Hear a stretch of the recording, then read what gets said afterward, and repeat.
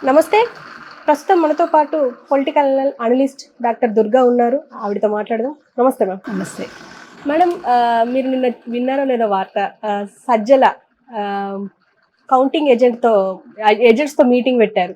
ఆ మీటింగ్‌లో ఆయన అనుచిత వ్యాఖ్యలు చేశారు అని చెప్పేసి కూడా బయటకొచ్చింది. ఏంటంటే, సరిగ్గా వర్క్ చేసేవాళ్ళు అవసరం లేదు, ఖచ్చితంగా అగ్రెసివ్‌గా వెళ్ళాలి అన్న ధోరణి జరిగింది అని చెప్పేసి అన్నారు.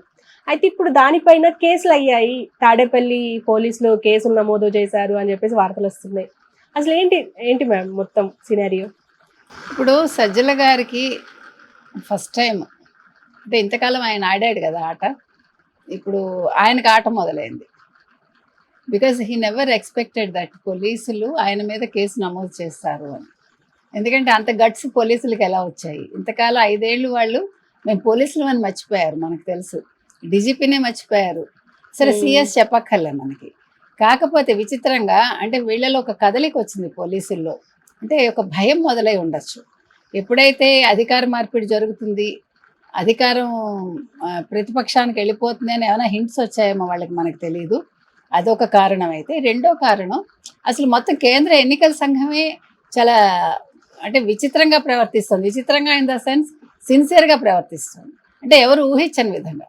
ఇప్పుడు ఆ మాచర్లలో అంత జరిగినప్పుడు, ఎన్నికల సమయంలో అన్ని అల్లర్లు జరిగినప్పుడు పట్టించుకొని కేంద్ర ఎన్నికల సంఘం కావచ్చు, రాష్ట్ర ఎన్నికల సంఘం కావచ్చు, డీజీపీ కావచ్చు, పోలీసులు కావచ్చు, ఈరోజు వాళ్ళు దానికి వ్యతిరేకంగా పనిచేస్తున్నారు.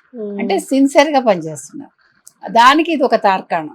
అసలు ప్రధాన సలహాదారైన సజ్జల రామకృష్ణారెడ్డి మీద కేసు పెట్టడం అంటే it's not a small thing. అంటే కేసు పెట్టడం వేరు, వాళ్ళు దాన్ని నమోదు చేసుకోవటం అనేది చిన్న విషయం కాదు. తాడేపల్లిలో అది కూడా ఎవరు పెట్టారు? దేవినేని ఉమా పెట్టారు, గోడవల్లి లక్ష్మీనారాయణ అని వాళ్ళ లాయర్, వీళ్ళిద్దరూ కలిపి పెట్టారు. ఎందుకు పెట్టారు? మీరు చెప్పినట్టుగా వీళ్ళ చీఫ్ ఎన్నికల ఏజెంట్స్ తోటి మన సమావేశం జరిగింది. అంటే వాళ్ళు కౌంటింగ్ రోజు వాళ్ళు ఎలా విధులు నిర్వర్తించాలి, ఏం చెయ్యాలి అన్న దాని మీద జరిగిన సమావేశంలో ఆయన చాలా ఓపెన్గా రూల్స్ పాటించే వాళ్ళు మాకొద్దు, రూల్స్ పాటించే వాళ్ళు ఏజెంట్లుగా పనికిరారు, రాకండి మీరు ఏజెంట్లుగా. ఎవరైతే ఇది రూల్ అని కాకుండా అక్కడ సిచ్యువేషన్ బట్టి అవతల వాడి మీద అంటే తిరగబడచ్చు, లేకపోతే ఏదైనా కూడా అంటే హింసని ప్రేరేపించే విధంగా ఆయన మాట్లాడాడు. మీరు ఇండైరెక్ట్గా మీరు హింస చేయండి, మీరు అక్కడ ఎదుర్కోండి, మీరు గొడవలు సృష్టించండి, గట్టిగా మాట్లాడండి, ఒక్క ఓటు కూడా పోకుండా చూడండి, అవతల వాడు చెప్పింది మీరు వినకండి. అంటే ప్రతిపక్ష పార్టీ ఏజెంట్ ఎవరైతే ఉంటారో వాళ్ళు చెప్పేది మీరు కన్సిడర్ చేయొద్దు, అంటే ఎదురుదాడి చేసేసేయండి. అంటే మాటలతో కావచ్చు, మరి ఏ విధంగానో మనకు తెలియదు. చూడండి, ఇప్పుడు మామూలుగా మీరు అబ్జర్వ్ చేస్తే వైసీపీ వాళ్ళు గత 5 సంవత్సరాలుగా చేసిన పని ఏంటంటే, మీరు ఈ తప్పు చేశారు అంటారనుకోండి, మీరు చేశారు కదా, మీరు అప్పుడు చేశారు కదా, మీరు ఇలా చేశారు కదా అంటాడు తప్ప ఆ తప్పు చేశానా చేయలేదా ఒప్ప తప్ప వాళ్ళు చెప్పరు. దాని మీద కౌంటర్ మీద ఉన్న దృష్టి వాళ్ళకి ఆ విషయాన్ని పక్కదారి పట్టించేదానికి చూస్తాడు. మొన్న సిఎస్ కూడా అదే చేశారు కదా, 800 ఎకరాలు మీరు చేశారు, అక్రమంగా మీరు తీసుకున్న బినామీలతోటి ఇది చేశారు అని చెప్తే, నేను చేశాను చేయలేదు అని చెప్పడు ఆయన. ముందు ప్రతిపక్షానికి ఒక నోటీస్ ఇస్తాడు, మీరు నాకు క్షమాపణ చెప్పండి అంటాడు. క్షమాపణ ఎందుకు చెప్తారు? నువ్వు చేశానో చేయలేదో ప్రూఫ్లు ఇస్తే ఎదురువాడు నీకు క్షమాపణ చెప్తాడు. ఇప్పుడు ఇక్కడ జరిగిన విషయం ఏంటంటే, జగన్మోహన్ రెడ్డి ఊళ్ళో లేనప్పుడు ఒక కేసు నమోదు చేసుకోవడం అంటే చిన్న విషయం కాదు. అది కూడా సజ్జల రామకృష్ణారెడ్డి.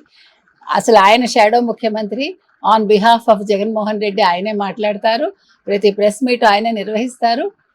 జగన్మోహన్ రెడ్డికి కళ్ళు ముక్కు చెవులు అన్నీ సజ్జల రామకృష్ణారెడ్డి. అటువంటి సజ్జల మీద కేసు నమోదు చేసి ఈరోజు తాడేపల్లి పోలీసులు మన దృష్టిలో చాలా మంచి పని చేశారు, వాళ్ళ దృష్టిలో వాళ్ళ పని అయిపోయింది అన్నట్టుగా వాళ్ళు బిహేవ్ చేస్తారు. కానీ అంత ధైర్యం ఎలా వచ్చిందంటారు మేడం? అంటే ఇన్ని సంవత్సరాలుగా, ఈ 5 సంవత్సరాల్లో ఎప్పుడూ వైసీపీ నేతల మీద కానీ ఎవరి మీద ఇలాంటి కేసులు ఎప్పుడు అవ్వలేదు. అలాంటిది ఏకంగా సజ్జల మీదనే అవ్వడం, అది పోలీసులు అంత డేర్ చేయడం, అసలు అంటే ఎలా చూడొచ్చు అంటారు? అధికారాంతం మనం చూడవాలంటారు కదా. సో అధికారం పోతోందని పోలీసులకు అర్థమైంది, నెంబర్ 1. నెంబర్ 2, ఎప్పుడైతే కేంద్ర ఎన్నికల సంఘం స్ట్రిక్ట్గా ఉందో, కేంద్ర ఎన్నికల సంఘం ఎందుకు స్ట్రిక్ట్గా ఉంది? బీజేపీ కూటమిలో ఉండడం ఒక విషయం అయితే, అమిత్ షా అక్కడ కేంద్ర హోంశాఖ మంత్రి అమిత్ షా ఎవరైతే ఉన్నారో ఆయన కొద్దిగా స్ట్రిక్ట్గా ఆర్డర్లు ఇచ్చి ఉండొచ్చు. డీజీపీని మార్చారు, కొంతమంది సిఎస్లు మార్చారు, సిఏలు మార్చారు. ఇప్పుడు వాళ్ళు అదే కదా ఏడుస్తున్నారు. అధికార పక్షం వాళ్ళు దానికే కదా ఏడుస్తున్నారు. పోలీసులు మార్చేశారు, డీజీపీని మార్చేశారు. కొన్ని ప్రాంతాల్లో పోలీసులు మార్చడం వల్ల అక్కడే అల్లర్లు జరిగాయి. అంటే పోలీసులు మార్చని చోట మీరు అల్లర్లు చేయలేదు అంటే కామ్గా మీ పని అయిపోయింది. పోలీసులు ఎక్కడ మార్చారో అక్కడ మీ పనులు అవ్వట్లే, అందుకని ఈ ఏడుపులన్నీ. కాబట్టి ఇక్కడ జరుగుతున్న విషయం అది. దీన్ని మీరు ఏ కోణంలోంచి చూసినా కూడా ఈ రోజు సజ్జల రామకృష్ణారెడ్డికి చిత్రం బాగా అర్థమైంది, సినిమా బాగా అర్థమైంది. ఓడిపోతున్నామని జగన్మోహన్ రెడ్డి లెక్క ప్రకారం ఇవాళ రాత్రికి రావాలి, ఆయన రేపు పొద్దున్నకి వస్తారా రారా, వచ్చాక ఆయన పరిస్థితి ఏంటి. ఇప్పుడు మొన్నను 1 వీక్ అసలు సజ్జల రామకృష్ణారెడ్డి ప్రెస్ మీటే పెట్టలేదు. తర్వాత సడన్ గా 2 రోజులు ప్రెస్ మీట్ పెట్టాడు ఆయన. ముందు రోజు చంద్రబాబుని తిట్టాడు. చంద్రబాబుని ఏమన్నాడు ఆయన, అంతా కూడా మేనేజ్ చేస్తున్నాడు వ్యవస్థలను అన్నాడు ఆయన. వ్యవస్థలను మేనేజ్ చేయడం నేర్పించిందే వైసీపీ వాళ్ళు. చంద్రబాబు నాయుడుకి వ్యవస్థలు మేనేజ్ చేయడం అసలు 2019లో ఎందుకు ఓడిపోతాడు ఆయన, ఓడిపోయారు కదా. కాబట్టి వీళ్ళు 5 ఏళ్లలో నేర్పించింది ఈ రోజు ప్రతిపక్షం మరి పాటిస్తోందేమో మనకు తెలియదు. నీవు నేర్పిన విద్యయే నీరజాక్ష అంటారు. అలాగా ఇవన్నీ కూడా అలా ఉన్నాయి. కాబట్టి మీరు చెప్పినట్టుగా రామకృష్ణారెడ్డికి ఇప్పుడు స్టార్ట్ అయింది టైము. ఆయన బ్యాడ్ టైం అనాలో ఏమనాలో మనకు తెలియదు. ఇప్పుడు ప్రతిపక్షంలో ఉన్న వాళ్ళు ఆట మొదలు పెట్టారు. సో చూద్దాం 4వ తారీఖు రిజల్ట్స్ వచ్చాక ఏమవుతుంది, ఎవరు ప్రతిపక్షం అవుతారు, ఎవరు అధికార పక్షం అవుతారు, నెక్స్ట్ ఇంకా ముందు ముందు మనం ఏం చూస్తాము అనేది 4 తర్వాత చూద్దాం. కానీ అంత ధైర్యం ఎలా వచ్చిందంటారు మేడం? అంటే ఇన్ని సంవత్సరాలుగా, ఈ 5 సంవత్సరాల్లో ఎప్పుడూ వైసీపీ నేతల మీద కానీ ఎవరి మీద ఇలాంటి కేసులు ఎప్పుడు అవ్వలేదు. అలాంటిది ఏకంగా సజ్జల మీదనే అవ్వడం, అది పోలీసులు అంత డేర్ చేయడం, అసలు అంటే ఎలా చూడొచ్చు అంటారు? అధికారాంతమని చూడవాలి అంటారు కదా. సో అధికారం పోతోందని పోలీసులకు అర్థమైంది, నెంబర్ 1.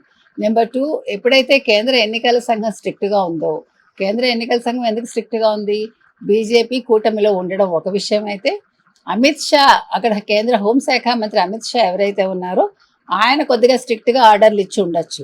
డీజీపీని మార్చారు, కొంతమంది సిఎస్లు మార్చారు, సిఏలు మార్చారు. ఇప్పుడు వాళ్ళు అదే కదా ఏడుస్తున్నారు.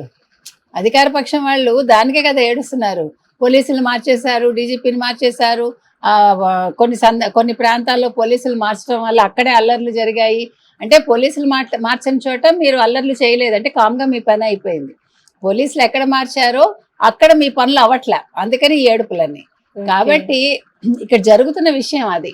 దీన్ని మీరు ఏ కోణంలోంచి చూసినా కూడా ఈ రోజు సజ్జల రామకృష్ణారెడ్డికి చిత్రం బాగా అర్థమైంది, సినిమా బాగా అర్థమైంది. ఓడిపోతున్నామని జగన్మోహన్ రెడ్డి లెక్క ప్రకారం ఇవాళ రాత్రికి రావాలి, ఆయన రేపు పొద్దున్నకి వస్తారా రారా, వచ్చాక ఆయన పరిస్థితి ఏంటి. ఇప్పుడు మొన్నను 1 వీక్ అసలు సజ్జల రామకృష్ణారెడ్డి ప్రెస్ మీటే పెట్టలేదు. తర్వాత సడన్ గా 2 రోజులు ప్రెస్ మీట్ పెట్టాడు ఆయన. ముందు రోజు చంద్రబాబుని తిట్టాడు. చంద్రబాబుని ఏమన్నాడు ఆయన, అంతా కూడా మేనేజ్ చేస్తున్నాడు వ్యవస్థలను అన్నాడు ఆయన. వ్యవస్థలను మేనేజ్ చేయడం నేర్పించిందే వైసీపీ వాళ్ళు. చంద్రబాబు నాయుడుకి వ్యవస్థలు మేనేజ్ చేయడం అసలు 2019లో ఎందుకు ఓడిపోతాడు ఆయన, ఓడిపోయారు కదా. కాబట్టి వీళ్ళు 5 ఏళ్లలో నేర్పించింది ఈ రోజు ప్రతిపక్షం మరి పాటిస్తోందేమో మనకు తెలియదు. నీవు నేర్పిన విద్యయే నీరజాక్ష అంటారు. అలాగా ఇవన్నీ కూడా అలా ఉన్నాయి. కాబట్టి సో చూద్దాం 4వ తారీఖు రిజల్ట్స్ వచ్చాక ఏమవుతుంది, ఎవరు ప్రతిపక్షం అవుతారు, ఎవరు అధికార పక్షం అవుతారు, నెక్స్ట్ ఇంకా ముందు ముందు మనం ఏం చూస్తాము అనేది 4 తర్వాత చూద్దాం. Okay ma'am, thank you.